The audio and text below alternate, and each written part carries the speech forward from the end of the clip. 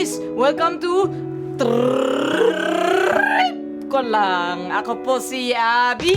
Mahilig ba kayo sa banana cake? Minsan gusto natin mang-bake ng cake kaya lang wala tayong oven sa bahay. So ngayon, tuturuan ko kayo na gumawa ng isang klaseng banana cake na very simple lang. At saka, hindi natin kailangan ng oven. Ang kailangan natin ay rice cooker. Yeah! Let's get started, guys! Papakita ko muna sa inyo yung mga ingredients natin. First of all, sugar, cake flour, melted butter, eggs, 3, and then susunod dito ay super hinog saging na mukha na siyang mabubulok. Pero itong klaseng saging kasi ang ginagamit natin sa paggawa ng mga cake eh. Ito yung pinakamatamis. So ito yung gagamitin natin. Yan baka sila na, hindi ba? Okay, masarap siya. Matamis, although na talagang isang way pa to na para hindi masayang yung mga saging sa bahay natin. Kasi minsan kung sobrang tagal lang nakalagay sa kitchen, pwede pa natin itong gamitin para sa paggawa ng mga cake. Kailangan super hinog saging para masarap yung banana. Yes, stress relief. Tapos guys, kailangan natin tandaan, dapat talagang sobrang pisa yung gagamitin natin kasi kung meron siyang mga buo-buo na saging, pag pinasok natin doon sa rice cooker kasama yung mga iba pang ingredients, lulubog yung mga saging sa ilalim. So, kailangan natin siya durugin.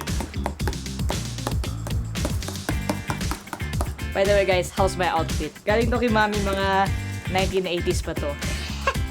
Siguro pwede na yung ganyan. Ilalagay muna natin siya sa tabi. Itong recipe natin, hindi natin kailangan ng baking powder. So, this is very simple. 1, 2, 3, 4. Wait lang ah. 1, 2, 1, 2, 3. 1, 2, 3, 4, 5, 6. 6 lang yung atin ingredients. So, itong itlog, kung wala tayong hand mixer, pwede natin gamitin yung regular mixer lang. Kaya lang, kailangan natin hiwalay yung egg white sa yung egg yolk. Kung meron tayong hand mixer, pwede natin ilagay yung buong itlog dito sa loob. 3 eggs we need. 2. And the next, 3. Kailangan natin yung pinakamalakas sa speed.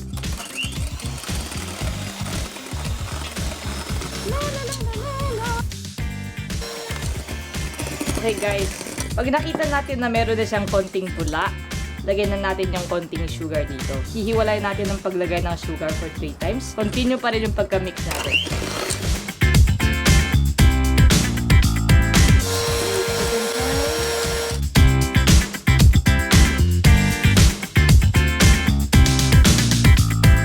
Okay, 3rd time. Pasok na natin sila lahat.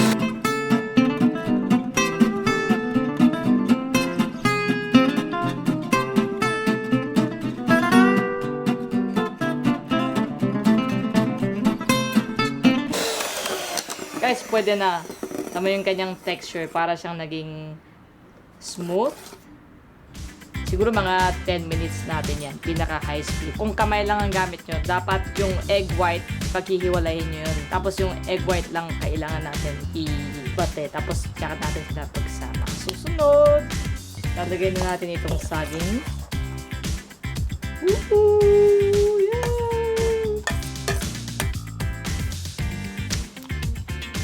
Haluin natin sila mabuti para hindi lumubog yung saging sa ilalim. Dapat magaang lang yung kamay kasi para hindi matanggal yung kanyang bula, para umalasa yung cake natin. Susunod naman, lagay muna natin itong flour. 3 times din natin sila ilalagay. 3 times din natin ipapasok yung butter.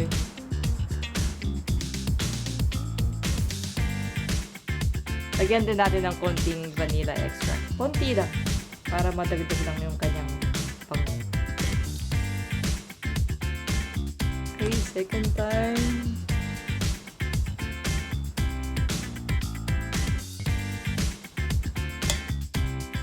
Okay.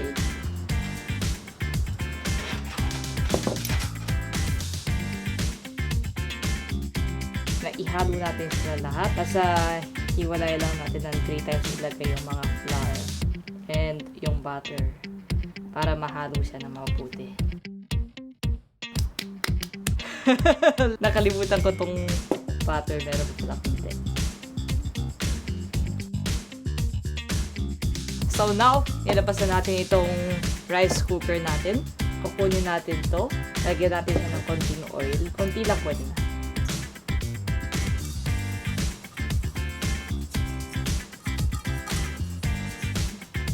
Woo! Hello! Yay! Kailangan lang natin ibaksak ng ganyan para yung mga bubbles sa ilalim matanggal. Kuha tayo ng isang chopstick para din matanggal yung mga bubbles. So now, ipapasok na natin siya dito sa rice cooker.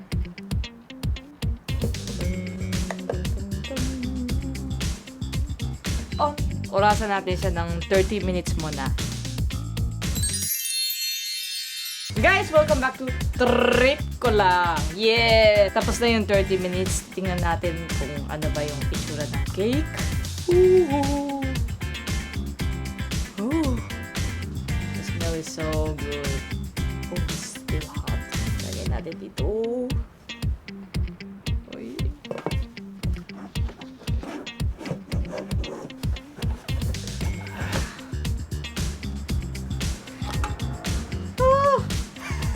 Woohoo! You see this? Woo! Woo! Woo! Ito na siguro to. Hindi na siya dumidikit, so it's already cooked. Ready na pa kayo? Guys, nakita niyo tong cake? Di ba ang ganda ng kulay? Parang binili mo to sa labas. So, iisipin mo ba ginamit mo lang ang rice cooker dito? Oh, it smells so good. Parang medyo crispy pa yung dito sa ibabaw. Parang ang sarap talaga. Grabe, gusto ko na siya kainin ngayon. Pero pinapakita ko sa inyo yung itsura niya. See this? Gutom na ako. I really want to eat this right now. Can I eat now? Yeah. Dapat pagkakain ka ng banana cake, meron tayong isang partner dapat. Tadaan! Let's have a cup of coffee. I've been waiting for this. Oh.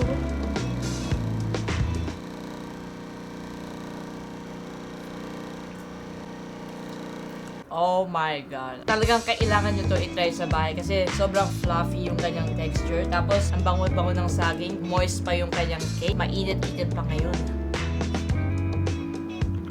You wanna try?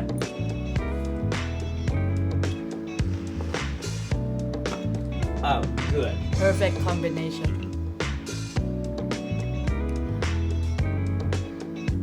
Itong cake na to, mga 30 minutes ko sa niluto. Iba kasi mga rice cooker. So, para mas safe, pag 20 minutes, pwede kayo kumuha ng isang chopstick. Pwede rin kayo kumuha ng isang toothpick o kaya barbecue stick. Isuntot mo lang ito sa cake. Tapos, tingnan mo kung meron pang dumidikit na cake dito. Pag wala na, ibig sabihin, luto na siya. Yes! Banana cake in rice cooker. Successful! Yeah!